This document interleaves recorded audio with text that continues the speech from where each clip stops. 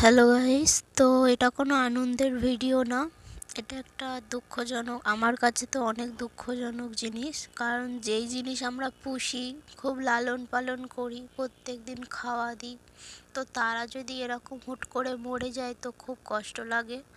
তো এই পাখি আমার ভাই কিনেছিল, আমাদের অনেক পাখি ছিল, তো বিক্রি করে দিয়েছিলাম, মাত্র দুটো ছিল আমাদের কাছে। তো এই পাখিটা অনেক দিন ধরে এই শরীর খারাপ ছিল, তো আমি ভেবেছিলাম হয়তো ঠিক হয়ে যাবে। তো অবশেষে সে তো ঠিক হলো না, সে মারা গিয়েছে। আর কি বলবো। তো আমি সত্যি কথা বলতে সব জিনিস যাই পুষি অনেক ভালোবাসি তাদেরকে, আর তারা যদি এরকম চলে যায় তো খুব কষ্ট হয় আমার। তো আজকেকার ভিডিও এই পর্যন্ত, আর কিছু বলার নেই।